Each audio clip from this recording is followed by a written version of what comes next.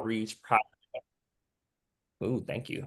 Um, it's by way of the California Worker Outreach Project for us to build this space so we can educate, outreach, engage with Black workers across Southern California.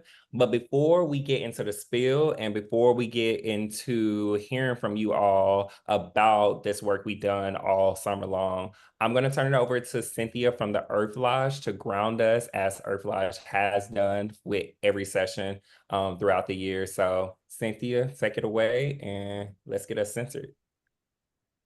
Hi, everybody. My name is Cynthia. My pronouns are she, her, and Revolutionary Angel. I'm from the Earth Lodge Center for Transformation. I'm really glad to be here. One of the things the ways in which we have partnered with this project, and we've been really proud to partner with this project, is that it looks at all the ways that in which people can heal, right? All the healing modalities. And sometimes what we need to heal is not readily available for us at CVS. We know we really have to do different things, connect to nature, be more mindful, things that we have people, as people of color especially, have always known how to do, but we've become a little bit separated from. So I'm going to lead us in a really brief mindfulness exercise and breathing exercise. And I've got a little reading for you as well. So right where you are, if you're sitting, just have both of your feet, please, right flat on the floor. Your hands, they can be face up on your lap or they can be face down, whichever way is more comfortable, whichever way resonates more with you right now. Face up is usually if you're going to be receiving. Face down is if you want to be grounding, right? And close your eyes or keep your eyes open if you like, but just allow your focus to be soft. Don't look at any one thing. And take a nice deep breath in. And when you get to the top of your breath, hold that breath right where it is for a couple of moments and let it out.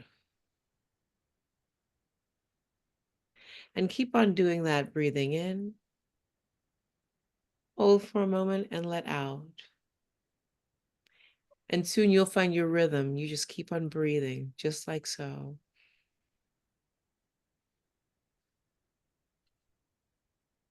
And as you're doing so, you can set your intention for this evening, set your intention for your learning. Why are you here? What do you intend to gain this evening? Set your intention on being a sponge and soaking up new information that you can take back and use with you. And here's a reading for you,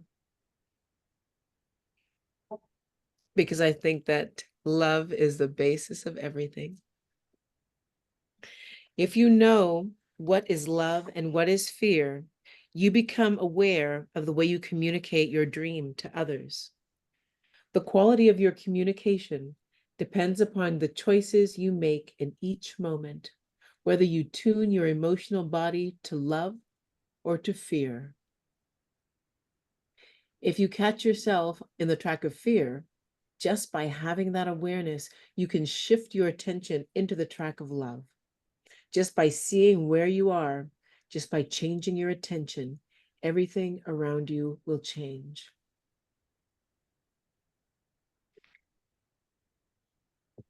So using that in your knowingness, that, excuse me, part of finding your wellness in your place of work or in your community, what you're here to learn about fighting, how to fight and advocate for yourself, a big part of that has to do with you changing your mind in terms of what you deserve. Know what you came for is what is for you and what you deserve. And also know that every action is either an act of giving love or an act of asking for love. Take another couple of breaths in, breathe in deeply, hold at the top, and release. And one more time, breathe in and release. Nice. And if your eyes were closed, open your eyes and come on back into the space. If you'd like, bring yourself on camera. It's always nice to see everybody who's here. And thank you. And I'll hand the mic back over.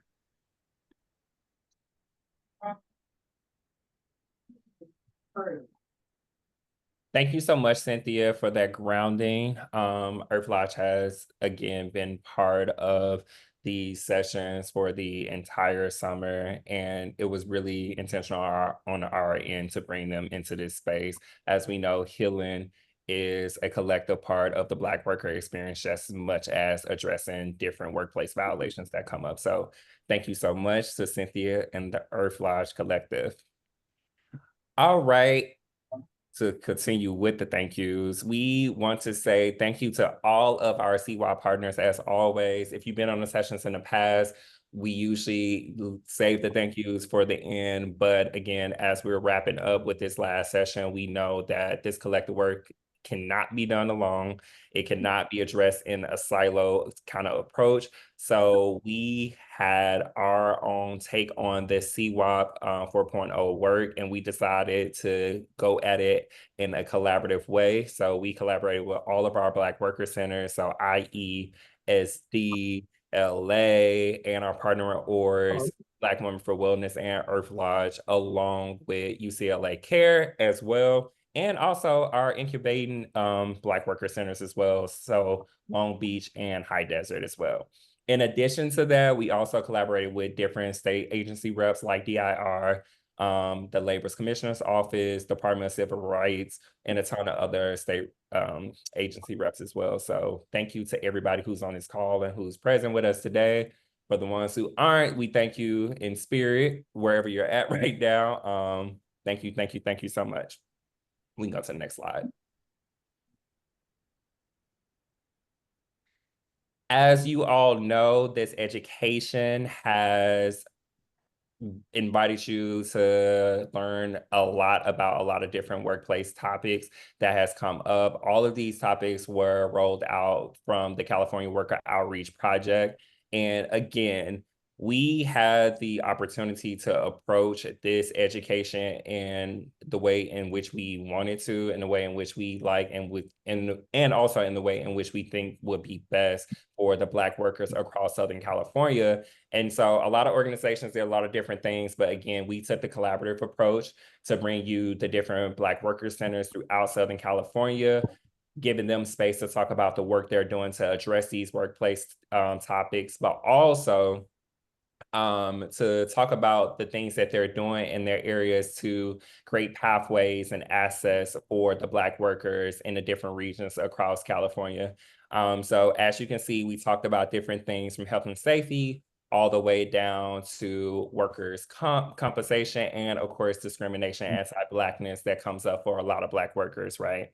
And so we did this again in collaboration with the state agency reps, just because we wanted to give you all a holistic educational invitation.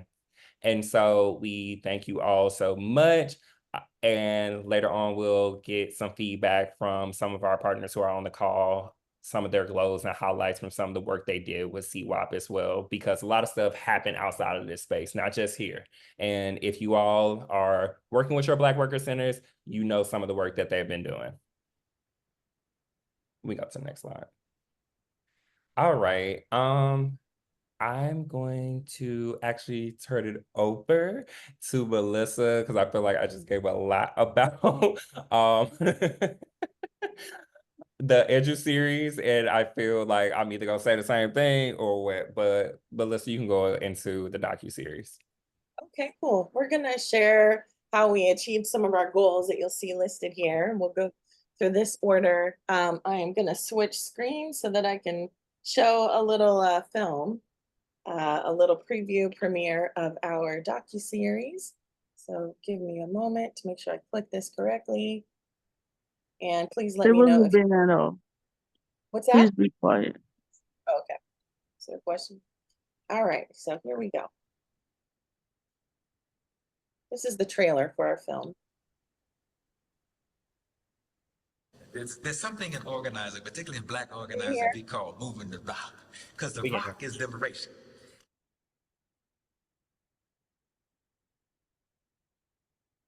The sound went away. Yeah. It definitely did. I thought it was me because I'm muted. It was There's something in organizing, There you particularly go. in Black organizing, we call moving the rock, because the rock is liberation. Uh-oh. Sorry, we're having technical difficulties. I'm going to try one other computer. Sorry about that, y'all. You got it. You got it. Okay, yeah. Look at us.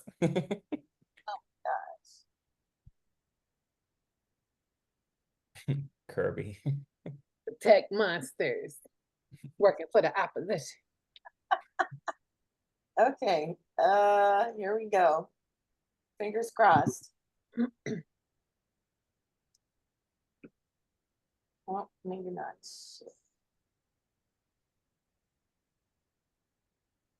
Pardon my French.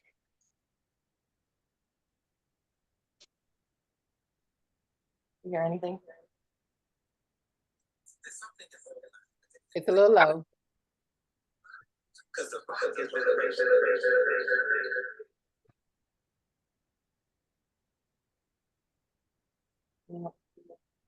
So sorry. We're getting playback from your other Want me computer. to, if you want, Melissa, we could do the 1340 while you set up the docuseries. Would that be helpful, or we can wait? Yeah, no, that sounds good. I think it's the same. I think they're all embedded. Can you hear this? Yeah, sorry, it's embedded. So I may have to do something in the background here to prep. If you want to go to the next, which one are we on? Okay, we can go to 1340. I don't think that one's gonna work either. The audio. So I took it out. I took it out. you want to share it? Yeah, I could try to, I could share 1340 because I already set it up, and so we could see if that one's good or. Yes. We can do 1340. Okay. Yes. So give Mel a second to tighten up the docuseries, because y'all, it's gonna be dope, and we're hoping to have around and hello all, good evening and welcome everyone. I'm Dawn, director of the SoCal Hub, and excited for this closing event tonight. Yeah, Melissa will talk about this a little bit, but like hoping like folks want to, all right, some folks have interest, some folks may want to set up some live viewings using this docuseries, so consider that as you're viewing it as soon as it is ready. In the meantime, one of the other core elements of this entire project has been working on protections for Black workers, right? How are we able to address anti-Blackness and discrimination locally? And so this has been a huge push for Senate Bill 1340. As we all know, many of you rocked it in Sacramento, both in May and again in August, August 13th. And we're still right now, these bills are on the governor's desk. We'll be having a huge social media push on Friday to tell him, hey, make sure you sign this bill so that we can address anti-Blackness and discrimination locally. So here's a little clip that were put together by the interns with our Freedom Fellows, with Care at Work, with the School to Movement pipeline, We're Gonna Be All Right class at UCLA. And so here's a piece that they put together from that action in Sacramento. Let me share screen. And let's hope that sound and everything comes across. I don't know what to say about somebody that in my order.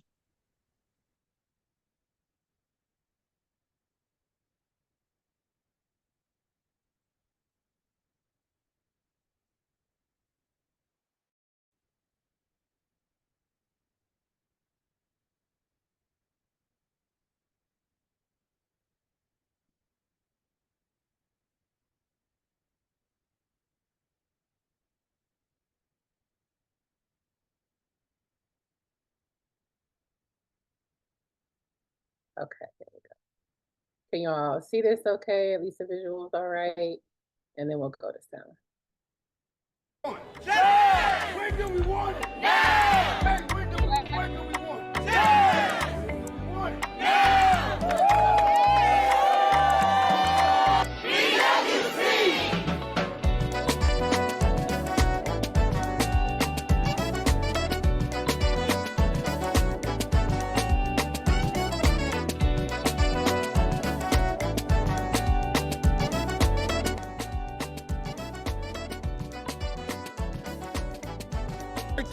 1340.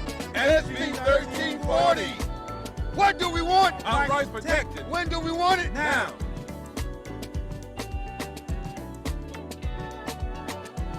SB 1340. SB 1340.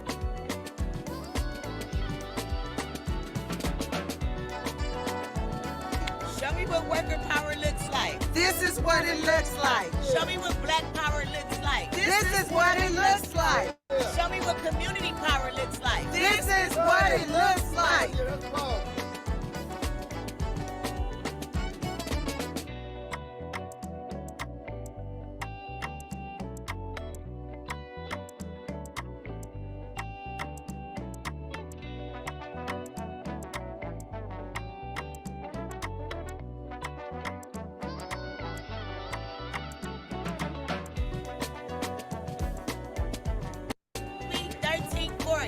Labor and equity now. SB 1340.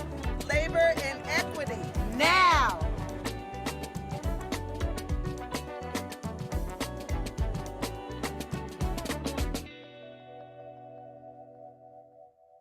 Rights. Ready to fight For our rights. Ready to fight For our rights.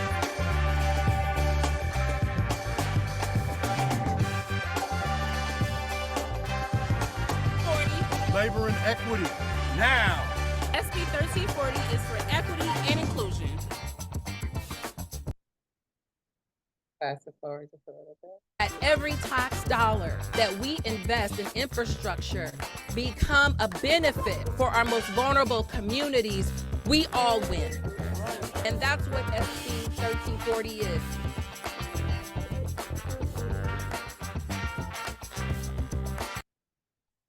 All right. Celebrating all the elements, right? We did that. It was Dana. You just did. It was y'all, like, this is collective work. This is collective power. We are so hopeful that it gets signed this time because we've been down this road. So kudos to you all that held this down. I'll pass it back to Melissa if the docuseries is ready. Yes. Awesome. All right, here we go. So in an effort to echo Black voices, we interviewed 19 Black workers across SoCal to learn their working while Black experience with workplace discrimination and anti-Blackness, the challenges they faced, and then their accomplishments in building Black worker power, plus their hope for the future. And this is what they had to share. There's something in organizing, particularly in Black organizing, we call moving the rock, because the rock is liberation.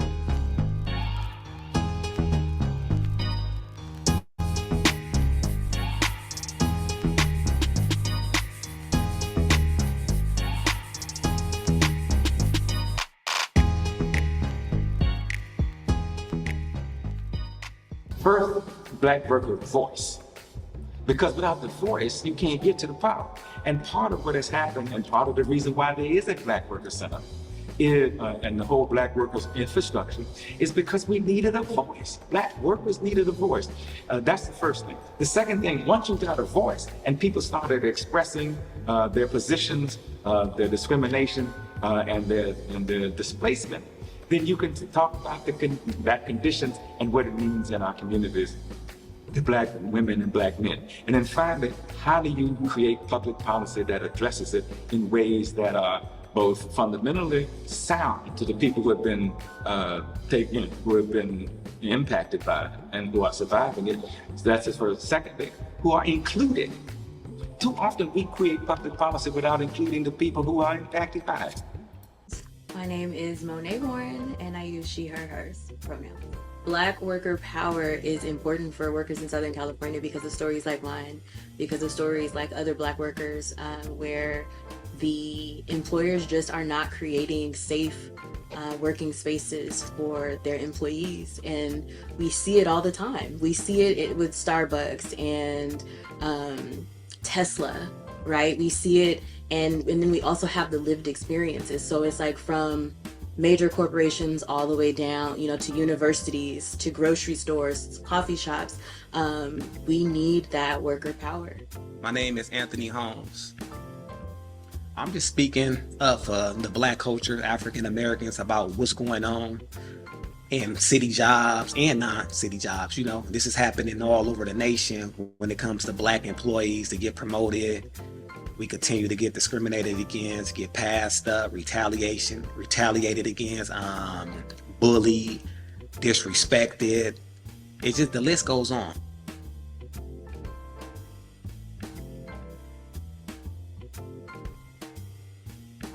I started to say stuff to the supervisors, started to ask these questions, and then that's what led me to Anthony Holmes. And eventually he started telling me about what he was going down there to do with the city hall and speaking on the issues in the department. And because I wanted to help, I started going to city hall with him.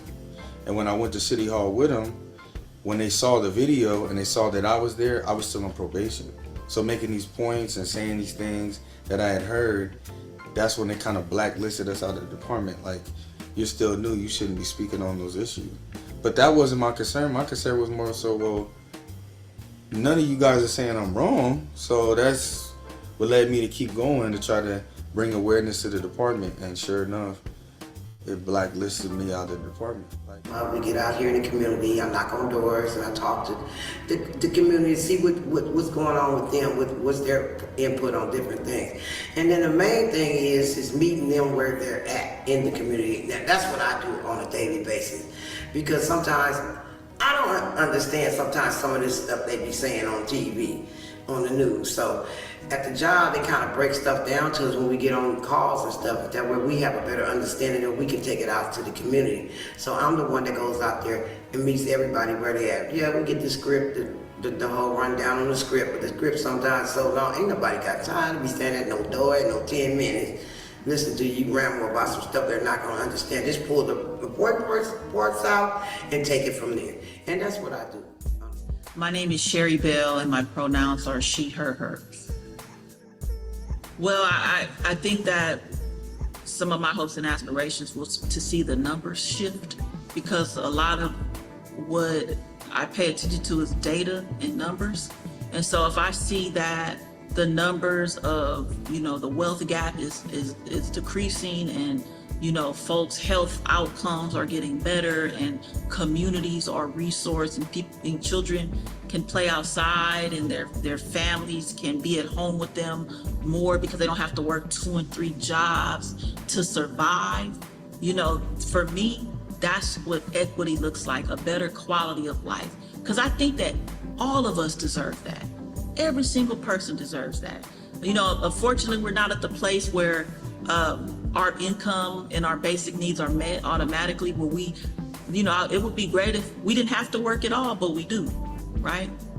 And so, just until then, my hope is that we can thrive, survive, be vibrant and free and dream and create, free of feeling oppressed and watched and judged, and we will have more to offer. It's interesting because, we get the question of what can we do to help Black people in the workplace? And my response to that is to put Black people in positions of power. I think Black people, specifically Black women, need to be in decision-making seats, leadership seats, need to be the ones to be able to have impact and influence in our roles, because that's actually what serves other Black people. The building relationships so that I can trust you and you can trust me, because together we can challenge, confront, disrupt, and change the society.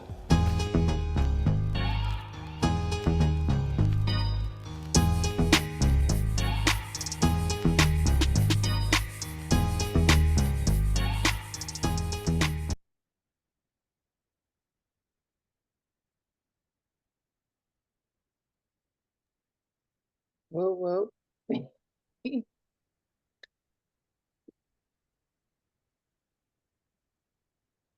Powerful. Am I pulling this back now, or? Yeah, go ahead and jump in there, Donna. Okay. All right, Melissa, y'all just come, please come off. If folks can come off the mic 1 second, unmute, and just pop it up right quick But her name is Woo, Shanti. yes, you did that. Yes. Again, like victory. Very nice. This is just a trailer. It was just Ashay. introductory to about a 30-minute piece. And again, like there can be live screenings of this if people want to incorporate it into their work, or as just an event of a screening if that's what y'all want to do. So that'll be available, and feel free to reach out to Melissa for more on that. But Melissa, like, gorgeous. I was trying to type it in the chat, but this trailer, I learned something new every time we see it. You guys at the hub, Melissa, y'all did this. Every time I see this trailer, I learned something new and something great every time. I could type that in the chat. A labor of love by this entire region was reflected in all of this. Okay, so thanks y'all. So with that, we're gonna just, again, just as a reminder, y'all, this evening is kind of a recap of the year. This is why we're showing the different pieces. We want to invite you in a moment into your own debrief around. I'm going to show like just mention 2-3 other things, and then we want to invite you all into some reflection about how was this for you. How do you feel like all of this was, how we did? How did this CWOP project help support your own work, your organization, you yourself as a worker, as a member? Was the collaboration with the various state agencies that Darren mentioned, was that helpful to learn how to file claims if folks are experiencing violations of different worker rights? How helpful was that? And then what more might you have enjoyed or liked to have seen in an experience like this, in a project like this? So we're gonna be coming to you in a moment. The other 3 things that we'll do in this recap, one is, and I will share screen. Oh, yeah, thanks, Melissa. And so one is, get all the notifications I can't see. Was the culmination of it all in person. Y'all, a big part of this was like one of our goals at the Southern California Black Worker Hub is to, and working with our partners, is to move, COVID and the pandemic has had such a massive impact on us, on the world, on us as Black people. We need each other, right? That human energetic exchange and how we build together, how we work together is so important. So we knew that we had to have an opportunity throughout this project to bring it all together, to invite folks to come and celebrate in person, and to learn together. We did it during the month of August, which is Black August. Another point I was going to make about, so one of those goals though is that we have a whole, a couple thousands of Black workers that are part of like an online base of folks. And so we have set some intentions earlier this year to like, how do we engage those folks to start to move from just being online to offline, meaning like in the streets, right? How are we moving folks back outside into action to improve conditions that our communities are impacted by? And so we did that day. And so Beverly, who is here, Gail, who is part of our digital outreach team. Thank you, Beverly, for all of the work that y'all have done to help make that happen. The Freedom Fellows we mentioned earlier who helped with that outreach. And so we were able to reach the goal and exceed the goal. The goal was for 100 people. And I think there were like closer to 150 people who actually showed up to the in-person event. So just as a reminder of what this was about, right? We had the welcoming with our partner organization with Earth Lodge that grounded us in drumming all throughout the event, calling us back to center. We talked a lot about Black August, right? Which is about a fight against political oppression, about disrupting systems that try to criminalize our activists, like the gentleman that just said in the video, when he spoke up, he was retaliated against, right? We have to disrupt that. We have to fight back against that kind of retaliation. And that's what Black August was essentially about. And so when they were imprisoned, for when folks were in prison for their activism, the prisons turned up and organized and resisted. And so Black August is a month of celebrating that resistance against state oppression. And whether that's happening behind the walls or on this side of the walls, it's a joint effort in that resistance. And so we celebrated that with, I just want to say his name, brother, I do not want to, Harold Walton, who is a longtime member of a number of resistance organizations, including SNCC and the Black Panther movement. And so he spoke on Black August. And then we talked about the state of Black workers across Southern California that was represented by the organizers and the teams from Inland Empire and San Diego and LA and Care at Work. And so that was brought into the mix. We saw the trailer that we just saw here. We saw it at the event. We talked about SB 1340. And y'all just saw that, a piece of that work. We lifted up what CWOP is, California Worker Outreach Project, that made it possible for us to do this work this year. Folks who attended got to contribute to the survey around what are Black workers' experiences today, a couple of years post-pandemic. And so all of this was rich and deep, in addition to bringing together other influences around other influences and how we can lift up conditions impacting Black workers, including labor. The representative of labor was the vice president from SEIU, Simboa. We invited philanthropy, a representative from the California Endowment, Giselle Fong. We had legislators in the House. How are we legislating in, on policies that are helping, do that systemic change for Black workers? And so we had, actually, no, I forgot that Assemblywoman Tina McKinnon, her representative, I forgot, her daughter was ill that night, y'all. I think we said a little prayer for her, but that commitment was there, and Assemblywoman Tina McKinnon is throwing down hard on policies and that represent Black workers. Our community partners, the California Black Power Network, our non-Black allyship, we know that we cannot do this work alone. We're gonna need that non-Black partnership, right? So a representative from the California Coalition for Worker Power, which is a group of more than 40 worker centers, predominantly non-Black across the entire state, that have been throwing down with us for a long time. And lastly, who else did we have? Yeah, I think that was it, right? So bringing together this culmination of all of this brilliance for the sake of lifting up Black workers. Yeah, and all our partners who tabled, and I think that's it, right? So that was the culmination of that. I'm gonna stop sharing for a moment. One second.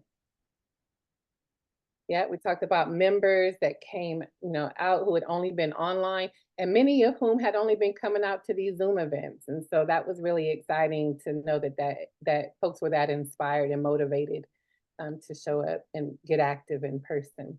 And then lastly, Melissa, if you want to put the slides back up, just to honor, like, none of this would have been possible without the coordination across the region of all of the partners. So we just want to acknowledge, recognize, and we're about to get to those slides.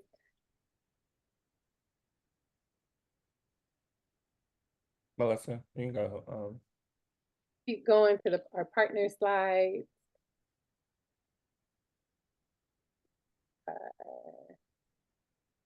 Yep, boom, boom, boom, boom, boom. Oh, there we go. The images from Black August, dope. We can keep, oh, is this everybody? Yeah, partner highlight. Keep going, keep going. LA, that was LA, go back. I know Gail's here from LA, but y'all, this is some of the brilliance of LA. They really just laid the foundation for this work, organizing the construction trades to make sure that there were Black workers on these sites. That really laid the foundation for this work 15 years later. So just trailblazing you know, the efforts to make organizing for Black workers possible. We can Those go are ahead. also our San Diego folks and our Inland Empire folks from the National Black Worker Center. Convening. Photo is from, okay, I didn't see the banner drop right there. I'm looking at like Trina, Janelle, but yes, of course, there's Brisa and IE. Earth Lodge, Inland Empire, LABWC, San Diego, UCLA Care and the Freedom Fellows. We gonna be all right. And just a big, big thanks to UCLA who held down this survey, which we'll get to right after you guys' kind of check in on how things have gone for working that survey over this year. And so we'll get to some of those details in a moment, hopefully with Elda, who I hope is here, and Black Women for Wellness, right? And so we think about like both the traditional forms of wellness and healthcare system that we have and the non-traditional forms that we like, I think, you know, just historically and our ancestors have relied on. I think about like the doula work that they do with doulas, securing them proper access to resources and proper pay and et cetera, even though it's not like westernized traditional work, like they deserve that equity too. And it's that kind of work that Black Women for Wellness are up to.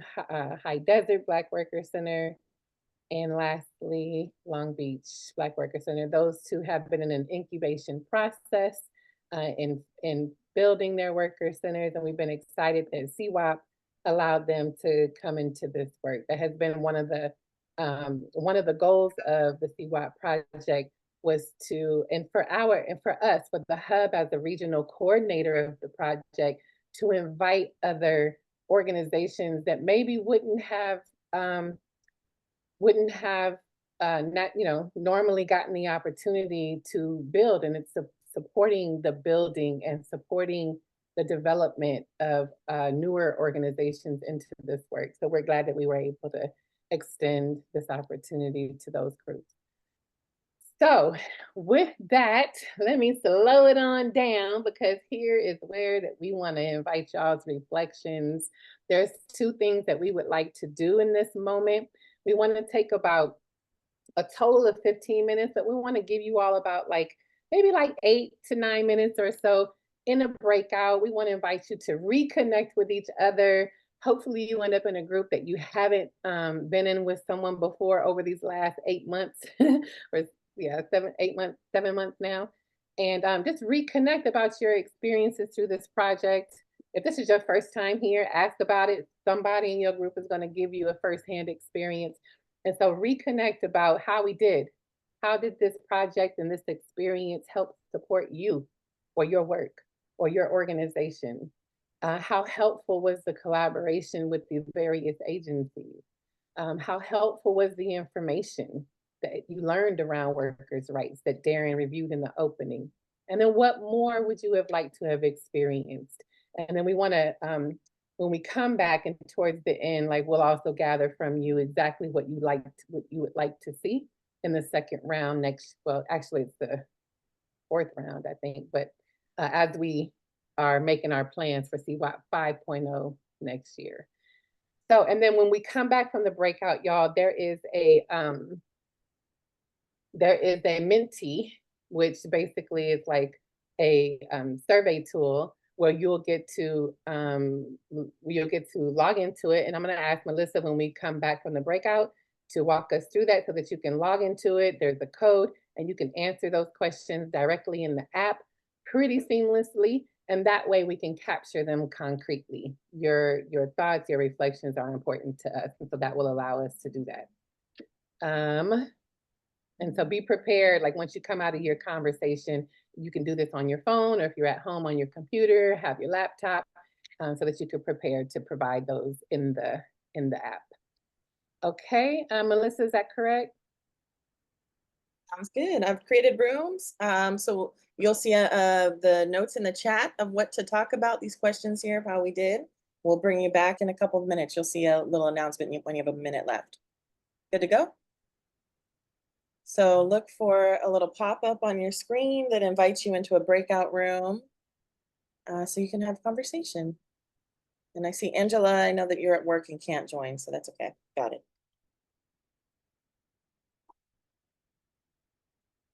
So Ralph, you should be going to room 4, Kirby, room 4. Cynthia, Diamond, Felice, and Joshua, you're in room 3. Okay. All right. Oh, okay. What more overall would you have liked to have experienced? And you can submit more than one response if you'd like.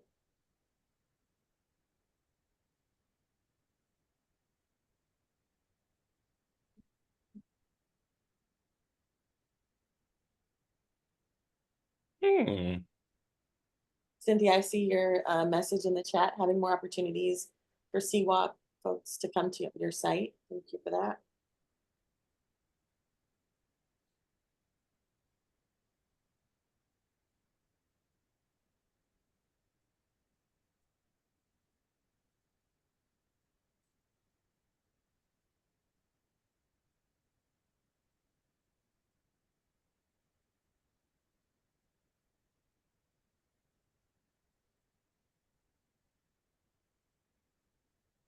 Okay, I'm seeing job opportunities, more in-person activities, maybe a gala to bring us together, how to navigate employee handbook issues, being at all meetings, more in-person events like Black August, handbook and policy adherence, how-tos, more of what we had.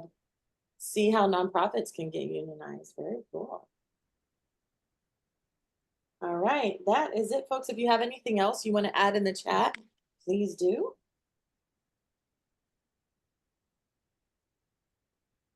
Great.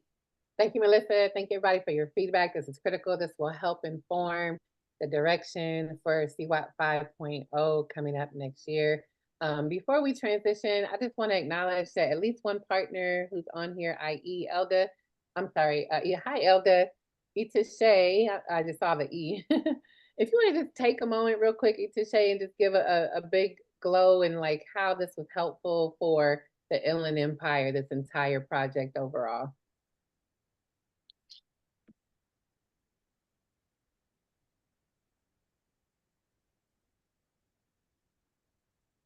I think she's on mute. Oh yeah, she's just going home. Listen, it's late. Hi, everyone. Thank you so much, Dawn. This work at the IE alongside our hub partners was such an awesome experience. It gave us the opportunity to tell our story and get the information out our way in an authentic way to our community. And working alongside our hub partners and Darren and the entire team, along with the industry reps, was such a great experience for us. And it was an easy lift because we had the support of the hub when we did our Echoes of Black Voices. But as a newer BWC on the team, the CWOP experience just gave us an opportunity to get out what we know in a way that was easy, comprehensive for our community, and gave them access to their rights in a way that has never really been done before. We know these rights are ours. We know that we can demand them, but we don't know or didn't always have access to them in a way that was easy for our communities. And we know that that's systemic. So participating in CWOP 4.0 gave the IE team an opportunity to get out the message, but it also allowed us to build our membership base and letting our community know that we're here and we're advocating for them for quality jobs, for justice, and for our workers to be whole. So thank you guys so much. And we thoroughly enjoyed participating with the hub and all of our partners during this time. Dope and dope. Thank you, Tashay. And yeah, it's been such a joy and a pleasure on this project this year. And I wonder, with our team, y'all, like we wanted to give at least about 15 to 20 minutes for a quick walkthrough on the results from the survey that's been done across the region. Um, there were some questions that we wanted to pose to capture you all's interest on CWOP 5 for 5.0.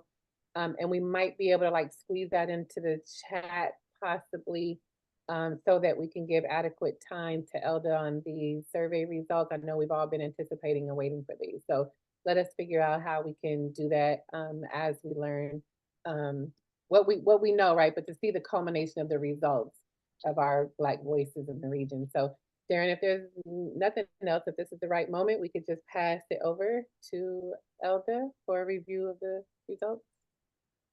Of course. Oh, Elda. yeah, Elda. Okay, thank you. Hi, good evening, everyone. My name is Elda Solomon, she, her pronouns. I'm a senior researcher with the UCLA Labor Center, and I'm working with Care at Work to share the results of the SoCal Black Voices Black Workers Survey. The goal of the survey was really to capture characteristics of Black workers in the Southern California region and represented across lots of different counties.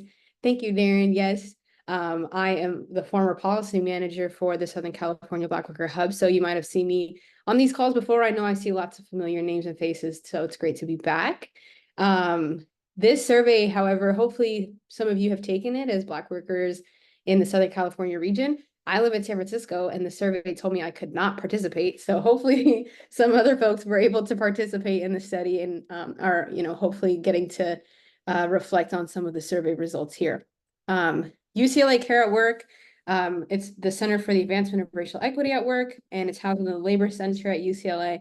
And what makes the research that we do different is that we're really intent on making sure that community members, community-based organizations like the Southern California Black Worker Hub and Los Angeles and Inland Empire and San Diego Black Worker Centers are involved in the research process, which is really different from how research is traditionally done.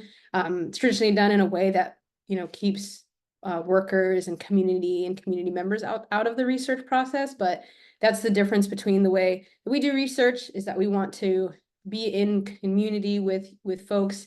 We want to know what workers want to know about workers. And so I'm really excited to get to share some of the results with folks tonight. I'll be going over some of the results from the survey. This survey was mainly led by Deja Thomas, who is the program manager at Care at Work. I would be remiss not to mention her because she's such a big part of the work that we do. But yeah, I'll be sharing some data. If anything sort of like sparks a reaction in you or surprises you or resonates with you, let us know, share with an emoji, or if you have any questions or anything, or want to make comments in the chat, please do. So I'm not just up here talking, but yeah, we'll get into it. So from here, we have a bit of demographic data showing who took the survey and what are some of the characteristics of these people. So for the total respondents, meaning the people who actually took the survey and were verified to be real people and not like robots on the internet, we have 1,288 survey respondents, which is a really great sample size and is really representative of the Southern California region. The gender breakdown here you can see sways a little bit more toward male, 52% male, 46% female. Sexual orientation is overwhelmingly heterosexual or straight. We had 39% of respondents for the survey as parents or guardians, which is really exciting because we know that we want to understand a lot about what it means for parents and guardians to go to work and to be able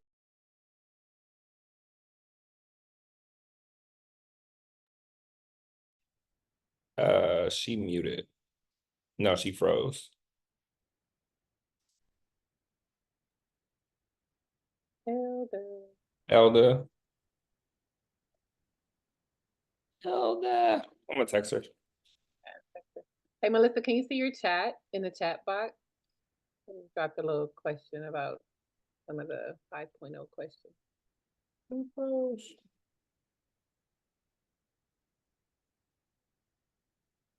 Donna, are you saying you dropped something for me? I've been monitoring it. What am I missing? In the chat.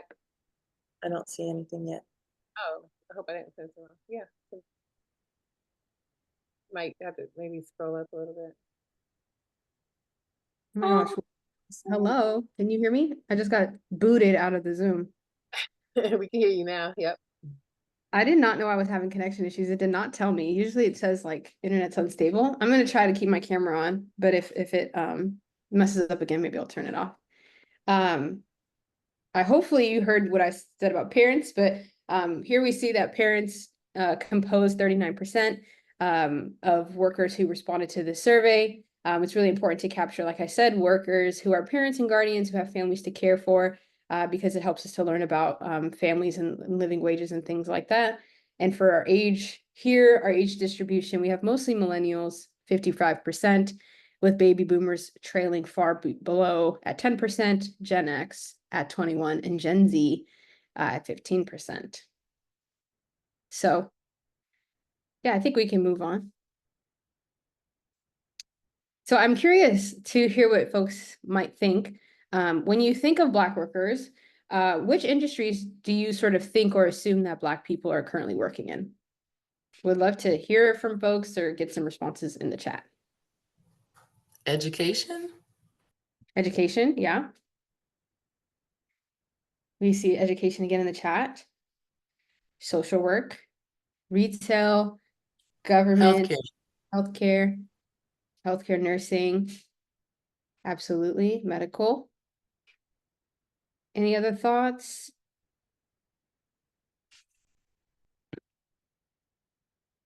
Janitorial. Janitorial. Darren said I want to say, but he already knows. Civil service. Civil service, certainly, and public service. Yep, public sector. Thank you, Kirby. Absolutely. Yeah, absolutely. So from the survey, we learned a lot about where Black people are currently working. We can go to the next slide. Healthcare, absolutely, Beverly. So yeah, folks are hitting it right on the money, with healthcare and social services being one of the top sectors in which Black people are employed. Education following very close behind. A really great answer. I think it was our first answer, actually. Transportation and public, I think that mostly could also fall into a lot of public service as well. Construction, 10%, food, services, and grocery and retail trailing by around 10%, warehousing, entertainment and arts, 5%, personal care, beauty, hair being 5%, janitorial, informal work, self-employed, and other pending analysis. But yeah, so we see here the overwhelming industries being healthcare and social services and education, which are ones that we really anticipated.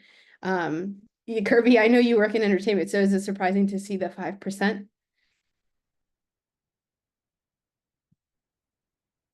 Yes and no. Okay, would you like to elaborate a bit? No, you guys are moving. I'm not gonna interrupt it, but I'll just say this, it's sad to see that. That's all I'll say. Absolutely. Yeah, thank you for that. I know, yeah, it is a bit surprising. Absolutely. And of these folks, we see that 65% are working in an industry that is aligned with their formal training or education. Which really we want to see that being a number that's higher, right? We want workers who are trained and certified to work in industries of their choosing, being able to work in those industries. And 25% feel like there are no opportunities for promotions or pay increases at their current job. That's terrible. That represents 1 in 4 workers who were surveyed that felt like they had no opportunities for growth, which is really a terrible thing, because we know that those kinds of opportunities come with pay increases, better benefits, full-time work, merit, and personal accomplishment of many things. So we know that this is not a great thing, but we see that this is what Black workers are experiencing.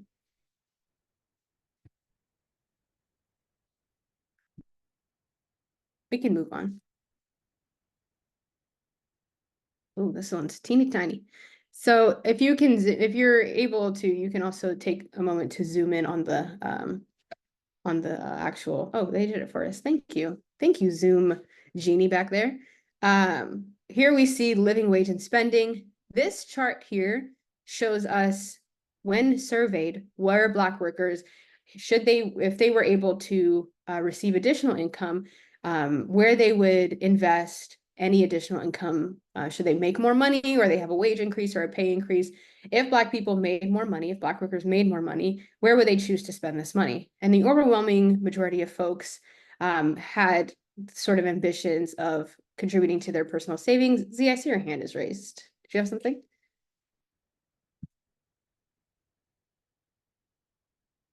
Yeah, it wasn't from the past slide, just around education. I do outdoor environmental education and just to see 13%, but I'm wondering what type of education are they specifically talking about?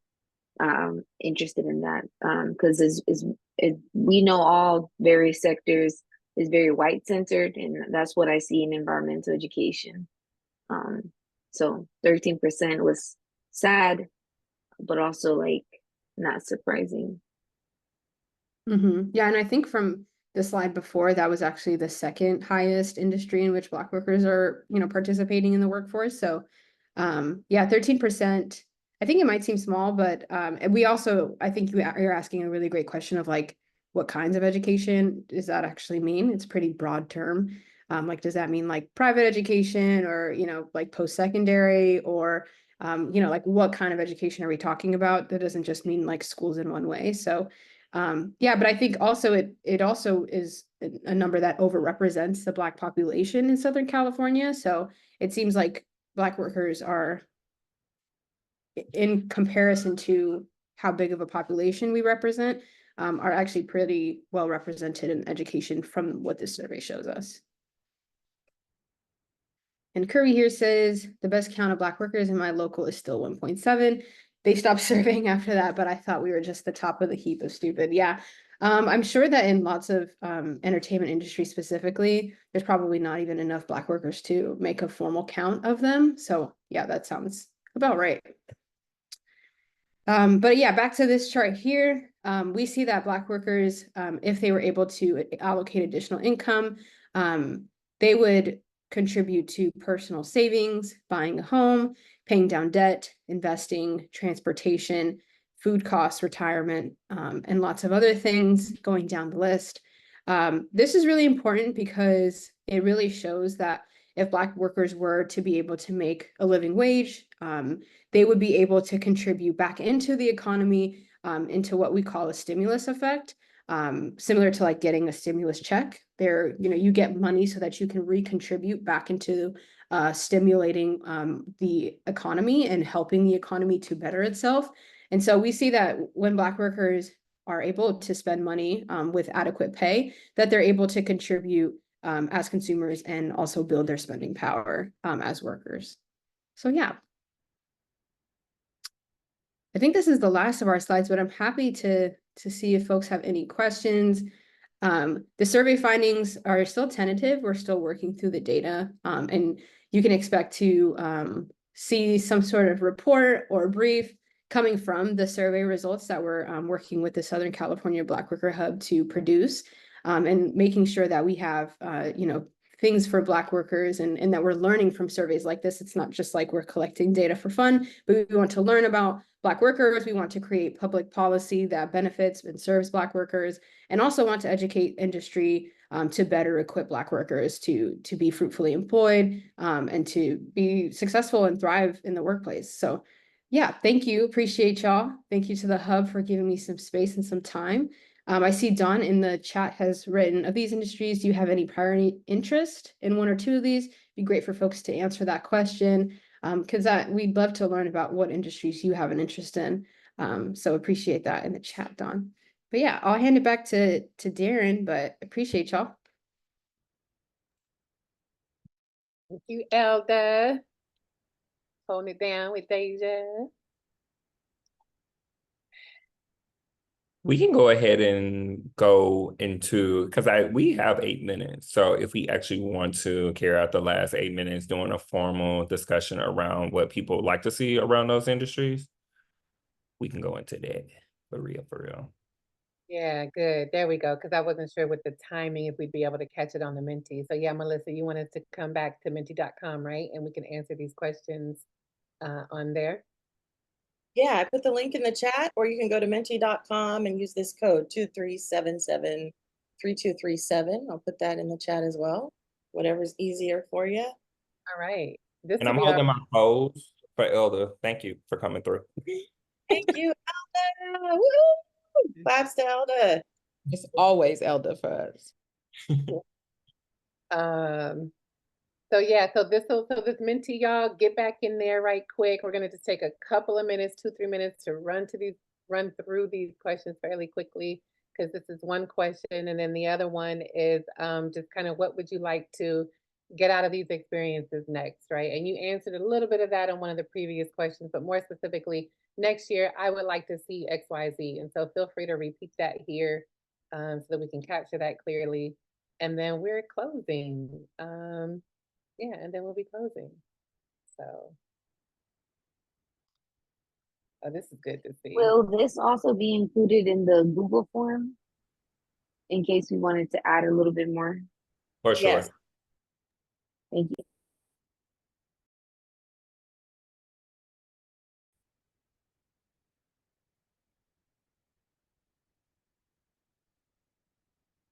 What's behind the QR code? Is that the public sector? Okay,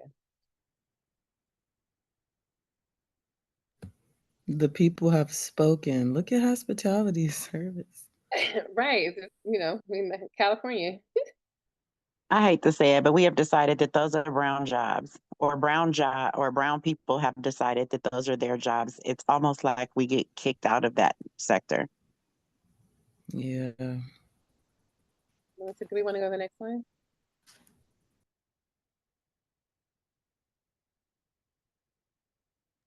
Yeah, what would you like to contribute? Oh, I didn't log back in there. And to C's point, this will also like be a part of the Google Doc as follow-up. So whatever you can get out here, you will have opportunity to add to it, but definitely share all your raw thoughts. Let us know so we can know what to plan for.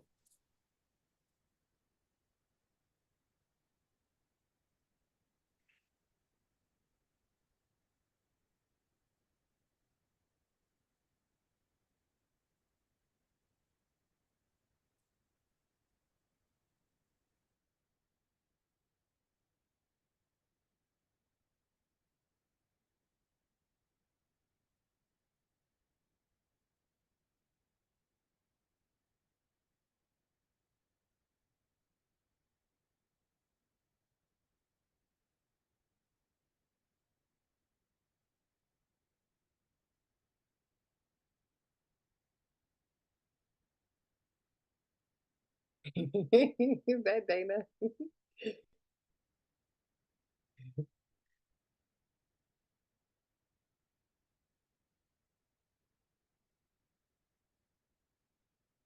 Database management.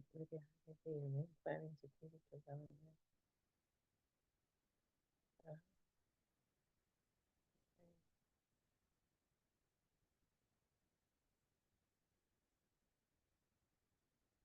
It's a little bit comparable to CWOP 5.5.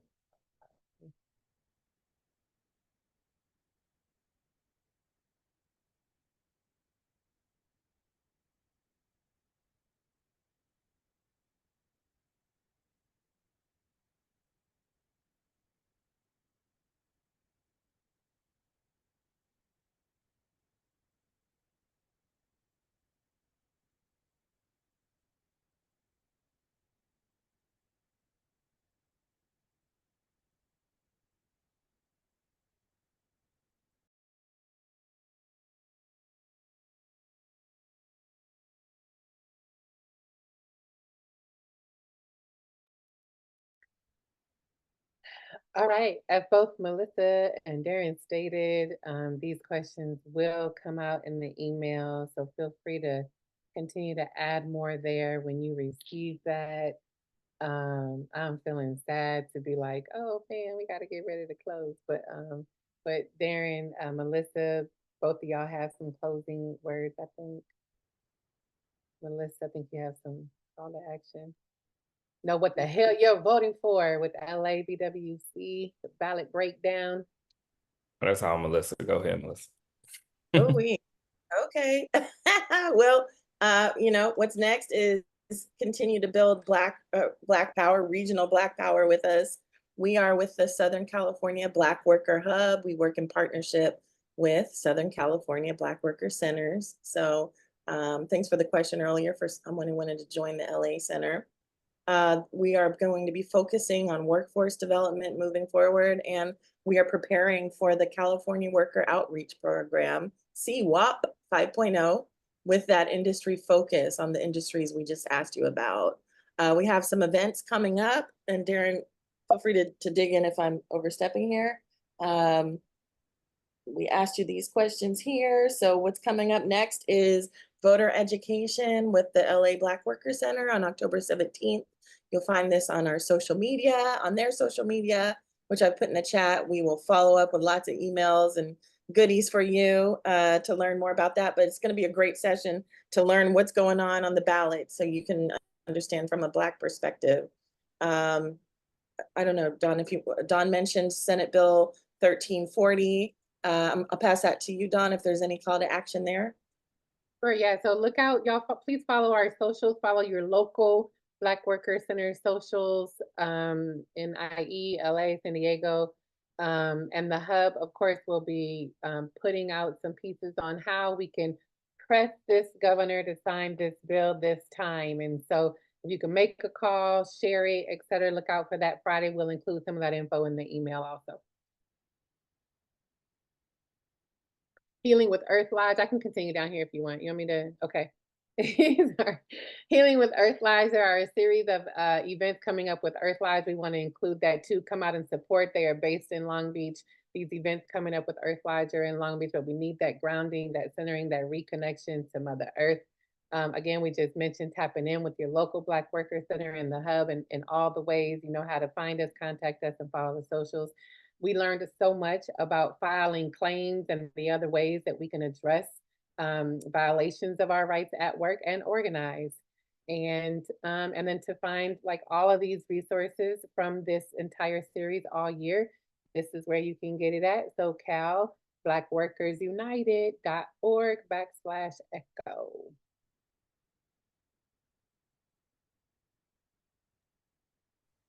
And that's it. Wow.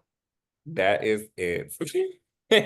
Sorry, I'm just kind of like sitting in this moment of like disbelief, like, what? And come off. I mean, we've real wrapped. It's 8 p.m. We are officially closed, but if there are any other words that came up, y'all, from your breakouts, you've already shared this in the mentees, but if there's a word you want to leave us on your way out, feel free, please do. There's some words. I don't know if Mama PK is still here. I'd love to know who invited her and if there's any resources for Black Power around the Houston area. And she's in a red state and they're upcoming on the election. And so she had some concerns. That's Mama PK. She joined us from Houston. You might invite her to go on to the National Black Worker Center website. I mean, you can also reach out to folks here, but invite her to explore National BWC. Okay. It looks like she might have dropped off. I'm not sure who. I forgot to ask her who invited her. We'll see if we could find her. I'm the guilty party. Yay, she's amazing. Okay, if we could link her to the National Black Worker, she could use some support. Absolutely. Great. I don't want to take over the end of you guys' meeting, but I got to give it up to the hub for carrying this work for the last 8 months. Darren, when we're talking round of applauses, we absolutely have to salute you, the entire hub team, because baby, you carried this on your back. Melissa, the docu-series, Dawn, your leadership, Elda before she went over, but the hub team, thank you guys for bringing this to our ecosystem, to our people. And I didn't mean to take over the end of y'all's meeting, but I have to give you guys your roses while we're here as well.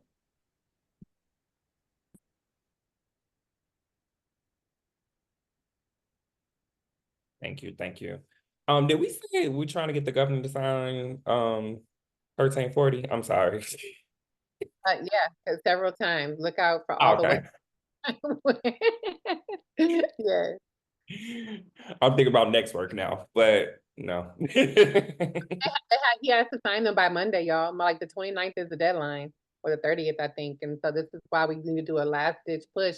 We went up there twice in person. We did rounds and series of phone calls and emails and texts and all of that. And so now it's like all the ask is to share on socials, make a phone call, that, you know, where the invitation might be included in that social. It's the last push. And so yeah, that'll be happening Friday. So look for more to come on with that.